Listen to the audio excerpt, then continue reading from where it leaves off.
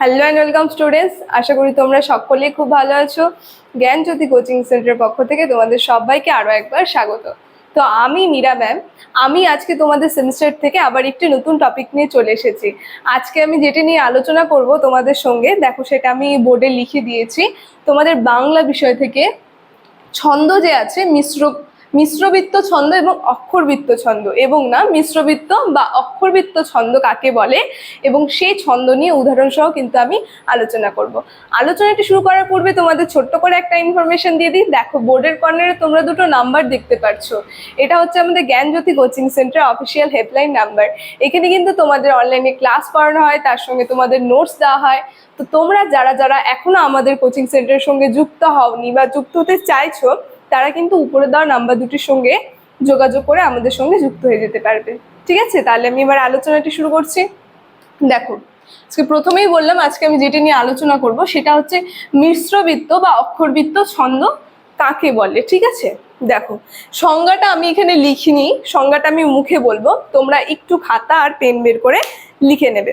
দেখো, সংজ্ঞাটা বলার আগে আমি যদি তোমাদের একটা লাইনে বোঝাতে যাই, এটা হবে যে মুক্ত দল যে আছে, সেই মুক্ত দলের মধ্যে রুদ্ধ দল আর মাত্রার একটা একটা মিশ্র সম্পর্ক গড়ে ওঠে।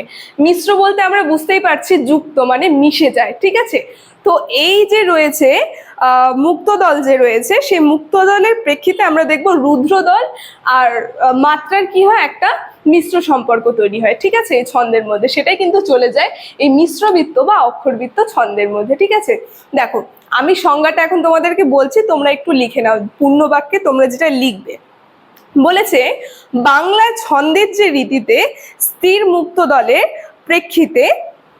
পরিপ্রেক্ষিতে রুদ্ধদল ও মাত্রার প্রতি সম্পর্ক মিশ্র প্রকৃতি, অর্থাৎ মুক্তদল বা শব্দ প্রারম্ভিক এবং শব্দ মধ্যীয় রুদ্রদল এক মাত্রার এবং একক শব্দ প্রান্তীয় রুদ্ধদল দুই মাত্রার ওজন পায়। ঠিক আছে, আর ছন্দ পংক্তিতে যদি আমরা দেখি, প্রধানত চতুর্থ মাত্রক পর্বে ধ্বনিক্রম আবর্তিত হয়। একেই কিন্তু বলা হয় মিশ্রবৃত্ত বা অক্ষরবৃত্ত ছন্দ। ঠিক আছে, চলো এখন ছন্দের উদাহরণটা আমরা একটু দেখে নিই, তাহলে আরো ভালো করে বুঝতে পারবো। দেখো, উদাহরণে আমি বলেছি যে মহাভারতের কথা অমৃত সমান কাশিরাম দাস কহে শুনে পুণ্যবান। দেখো, মহাভারত যে আছে এখানে আমরা দেখব মাত্রাগুলো, একটা হয় মুক্ত দল, ঠিক আছে, আর আরেকটা হয় রুদ্ধ দল। তো মুক্ত দল আর রুদ্ধ দলটা আমি আগে একটু ক্লিয়ার করি। মুক্ত দল হচ্ছে যেগুলো স্বরে আমাদের কি হয়, ছেড়ে দিতে হয়। ঠিক আছে, ছাড়া, যেরকম এগুলো হচ্ছে মুক্ত দলের মধ্যে পড়ে। আর রুদ্ধ দল যেটার মধ্যে আমাদের স্বরটা কি হয়, আটকে যায়। দেখো এখানে আমরা দেখব এই যে মহাভারতের কথা অমৃত সমান, এখানে দেখো এক মাত্রার রয়েছে মহাভারত, আর তেরটা হয়েছে দু মাত্রার। ঠিক আছে, আর কথাটা এটাও রয়েছে এক মাত্রার। দেখো আমি এখানে লিখে দিয়েছি বোঝানোর জন্য। এই যে এখানে কি হচ্ছে, এখানে দুজনের মধ্যে একটা হচ্ছে মুক্ত দল রুদ্ধ দলের মাত্রার মধ্যে একটা মিশ্র সম্পর্ক তৈরি হচ্ছে। এটা কিন্তু চলে গেল এই মিশ্রবৃত্ত বা অক্ষরবৃত্ত ছন্দের উদাহরণের মধ্যে। দেখো আমি লিখে দিয়েছি। এখন এর বৈশিষ্ট্য নিয়ে যদি আমি বলি, তিনটা বৈশিষ্ট্য খালি আমি বলবো। ঠিক আছে, তোমরা একটু লিখে নেবে।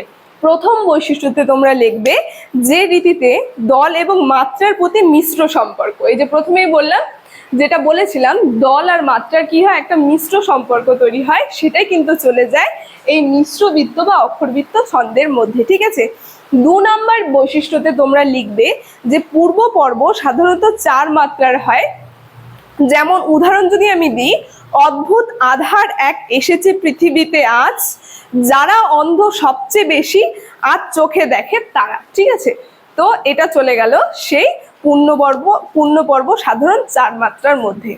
লাস্ট আরেকটা বৈশিষ্ট্য আমি বলছি যে এই দলবৃত্ত বা সরলবৃত্তের মধ্যে এই রীতিতে অতি পর্ব থাকে না, থাকলেও তা ব্যতিক্রম হিসেবে ধরতে হয়। ঠিক আছে, যেমন ভারিয়াল ইবে কুম্ভ, এসো ওগো এসো মোর হৃদয় নীরে। ঠিক আছে, তো এই ছিল এই বৈশিষ্ট্য, তিনটা বৈশিষ্ট্য নিয়ে আমি তোমাদের সঙ্গে আলোচনা করলাম।